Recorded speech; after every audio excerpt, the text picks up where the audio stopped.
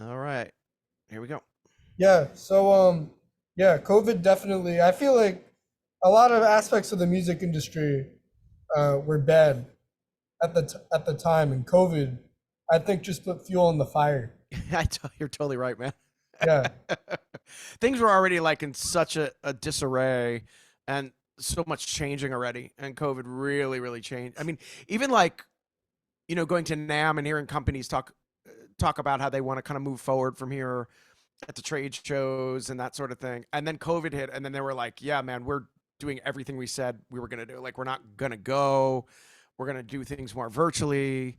The business has changed a lot. And there was such a set way of doing things for like a really long time. Like, as a musician, you'd go to the trade shows, you'd meet people and say, I'm available for this. You'd give business cards, you'd follow up with them, you'd send a nice email, you know, and now there's things are so splintered now.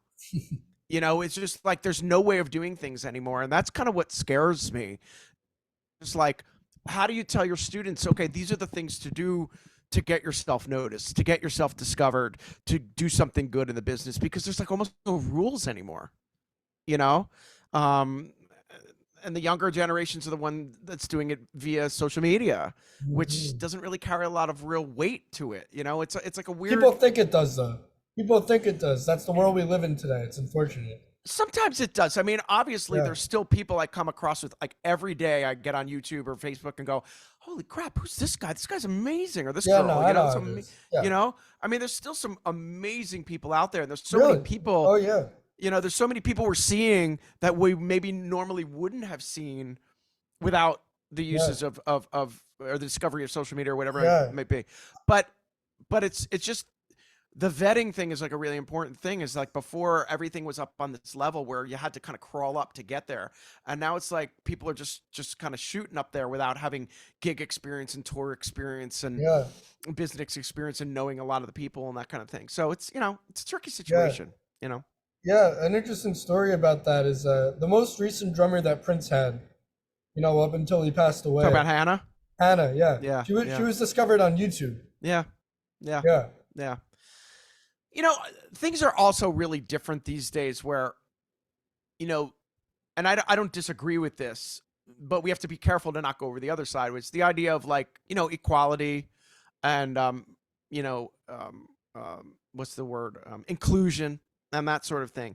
And there are some absolutely amazing female drummers out there. Oh yeah. Amazing. Kick my Totally. ass. I mean, and beautiful and kind of like a triple or quadruple threat where they play incredibly, they're incredibly well educated and look great and everything, and they deserve all the great fortune.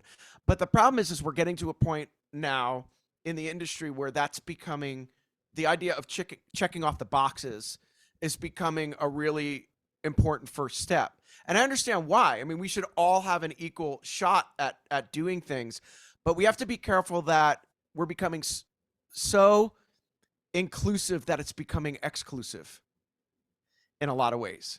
You Yeah. know what I mean? And that's a tricky thing too.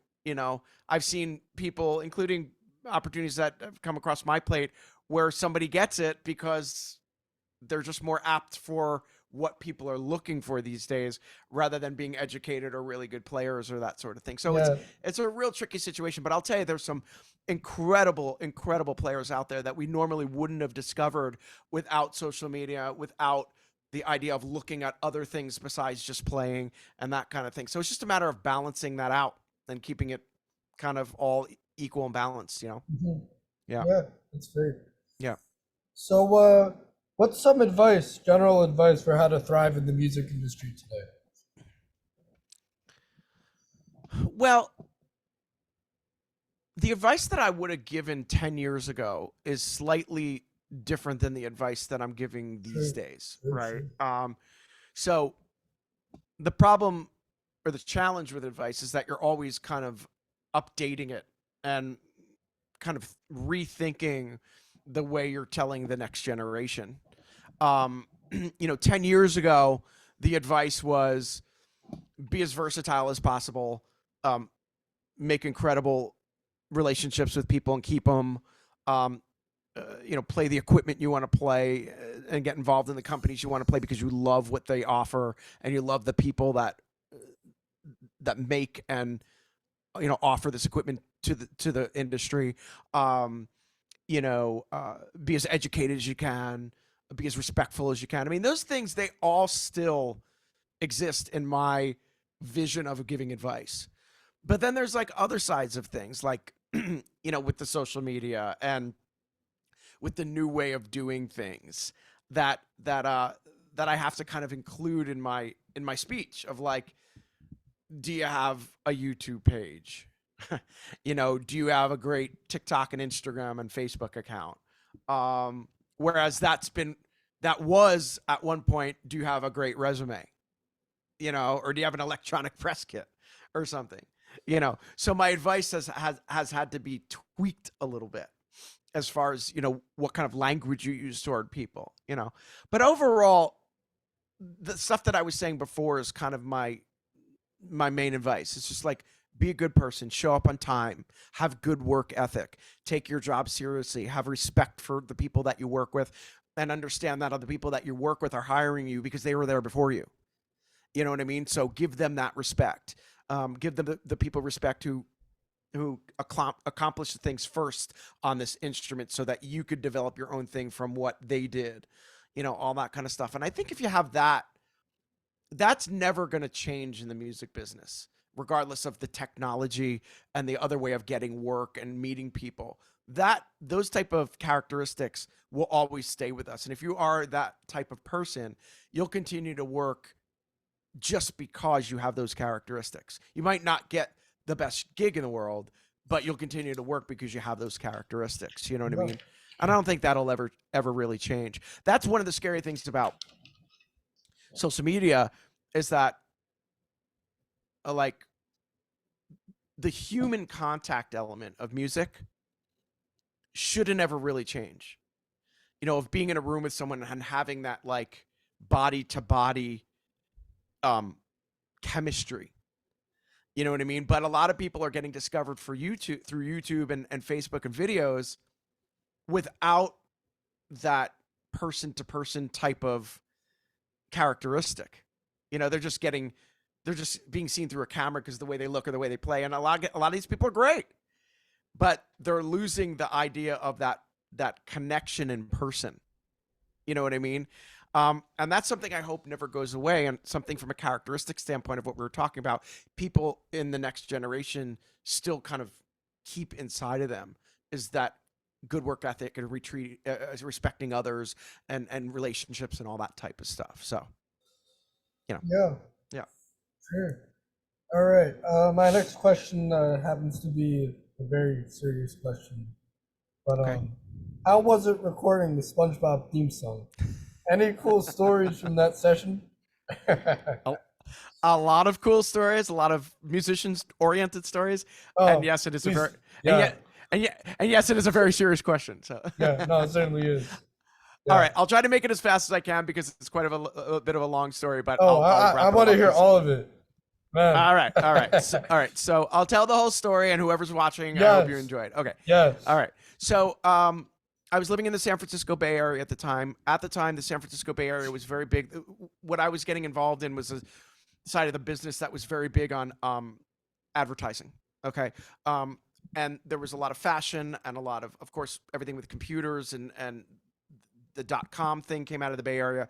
So the idea of like technology was big at the time, and it's a kind of a long story, but I ended up getting to be a first call at a studio called Hank Smith Music, which was on the Embarcadero, and they were located in a brick building that there were other buildings centered around it that were all brick, that were all advertising agencies. So all day long, they're getting different sessions coming in. So I'd be doing like, a Coke commercial, and then something would come in for like, charcoal or something. And they'd be like, hey man, can you stay and do this other session?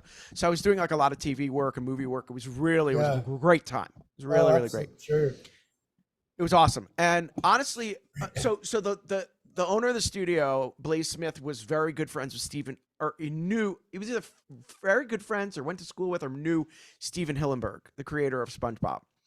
And so he called me and said, listen, we have this session for Nickelodeon. It's a pilot. It's a 6 pilot episode. Would you come down and do the theme song? And of course, I said yes. And one of the things that was exciting for me is that being on the West Coast, I didn't have any family out there except one cousin. All my family was still back on the East Coast, and between my family and the companies that I was trying to get involved in at the time, I was doing all this television work and stuff, but I wasn't able to tell people when I'd be on TV because you don't know when a commercial is going to be on. Hey, I did this Sprint commercial. Well, it could be regional. Nobody on the East Coast could ever see it, that kind of thing. Yeah. So I finally had something concrete that I could say, hey, 10 a.m. on Saturday mornings, watch this for the next 6 weeks. Right. And I Yeah. was like, yes, all right, it's cool. All right. So It's a game changer. it was, yeah. So went into the studio. The only thing laid down was like a MIDI bass line, boom, boom, boom, boom, and then they had the opening cartoon, Right, with thing the up pirate, yeah. on the TV that was filmed already. And me and the older accordion player who played the accordion on the Yes. on the track, we were looking at this like, what is going on? Like, what are we recording for? What the hell is this? Yes. So we recorded it, and you never know with these type of things like what's going to explode and what's not. You take the chance on what's, especially if it's a pilot, it might not take off. Well, within 3 weeks, it got huge. It got, right away well known. And oh, and by the way, the MIDI drum track was this. And I was like, no, man, we need something more like like a train beat kind of thing. And it like really opened up the song. And if you hear the drum roll in it, that was something that I put in. And the crashes that were in the song are like me looking at the animation of the sponge exploding. And, so I helped kind of design the track a little bit. And it was really like a great experience. Yeah. So 6 weeks later, it got rebought. After its pilot, it got rebought as a series. Okay. And then I'll tell you how the payment worked and that kind of thing in a minute. But I think it was maybe the first after they got rebought after the pilot and became the series. My wife and I were at some sort of water park. I don't even know where it was, and we were sitting on a bench where the people go down the long slides. And I kept turning around and going like, what am I hearing? And my wife finally turns to me and she's like, what do you keep doing? I'm like, I know you're gonna think I'm totally crazy, but I hear my cymbals. And she's like, what? And I'm like, yeah, I hear the sound of my cymbals. I hear like a pattern I would play. So I get up and I start walking around the amusement park. And sure enough, one of the rides is blasting the theme song for SpongeBob. Oh my God. And yeah, and this was only like 6 weeks later. And there was all this like stuff all over the place, like towels and all the, like merchandise. I'm like, oh my God, this is like getting huge. And then there's a record on my wall. I don't know if you could see it. It's right, let's see, like to the, Yeah. like, right there. You see the SpongeBob thing? That record right there is. Is it next to where it says Rock of Ages? It's yeah, Rock of Ages is here. It's all the way over there. It's next to that light right there. Yeah, it's hard to see. And that is, I know because it's in the dark, but that record my wife bought for me, and it was the biggest selling kids cartoon record in the world at the time, and it was only by like the end of the first year. And I was like, wow, this is amazing. And then of course it's now been over 20 years. Absolutely.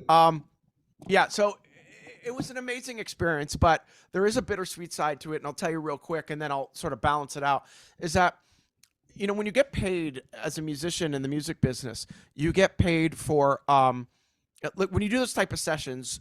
There's something called the work for hire, and then there's work for residuals. Okay, so like actors and that type of thing, they get residuals off of, like, people on Friends, right? When they rerun it, they get residuals on that type of stuff. So I did a series, many commercials where I would get checks by the musicians unit that were called a union contract, and I would get repaid by check. SpongeBob was a buyout, and what a buyout is you record and they use your theme song however the way you want it. But sometimes the buyouts last for a certain amount of time. Sometimes it's just basically for the cartoon itself or the one session that you're doing, and then they rebuy it and that kind of thing. So about 3 years after SpongeBob was really popular, I was watching TV, and the movie, the what do you call it? Trailer for the first movie comes on a commercial on TV. And I noticed that the theme song was done by, I believe it was Avril Lavigne. And I was like, wow, this is really weird. Like, we weren't notified, or at least I wasn't notified of this at all. So I called the studio and I said, um, I want to let you know that I saw this commercial for a SpongeBob movie, and the theme song was not us. And I think it was done by Avril Lavigne. I don't know what's going on. So the owner, Blaze, said, let me give you a call back. So he called me back, and he had called BMI, his publishing company, and he said, when was the last time you heard SpongeBob? And I said, this morning. It was, it was like a Saturday, or like whenever I called him. And he goes, was that definitely us playing? And I said, yeah. He said, nothing has changed, right? And I said, no, it was like exactly the same thing. Because every once in a while I'll turn it on and just be like, oh yeah, they're okay. It's remained the same. Um, and it turned out that when he called BMI, Viacom, the company that owns MTV and Nickelodeon in an umbrella type of ownership, has two theme songs listed for SpongeBob. The one that we did and whatever one they're using. And we, to this day, don't know what that second one is. I don't know if they remixed it, added another instrument to it, but whatever it is, they claim that one and they could use it for anything they want. And it was a real bittersweet situation because we were like, well, it would have been nice to at least renegotiate, or at least to be notified that the theme song is being recut, and maybe we could be on it. Maybe we could, I don't know, something. And it wasn't. And I made next to nothing off of it. But it's, as a sense of balance for musicians who are listening, it's one of those things that you're going to realize when you do gigs, when you're out in the real world. There are gigs that you do often for financial gain, and there are gigs that you do for like a business card, basically. And a lot of times those two worlds don't always connect. And hold on, I'm getting a phone call. Sometimes they connect, and when they connect, those are the lucky ones, or the people that really hit it big. But oftentimes they don't connect. And I've made some really good money on gigs, and I've done some really good things that haven't made money. And unfortunately, they've remained separate. But for the rest of my life, I can say I'm the drummer on the SpongeBob theme song. Yeah. It does. Yeah, that's didn't awesome. buy me this house, but it is the way it is. Yeah. Sure. Now, it's a long story. On the recording, were you playing eighth notes or quarter notes on the hi-hat? I think I hear it as eighth notes. No, it was just like it was just a train, like that kind of thing. It's just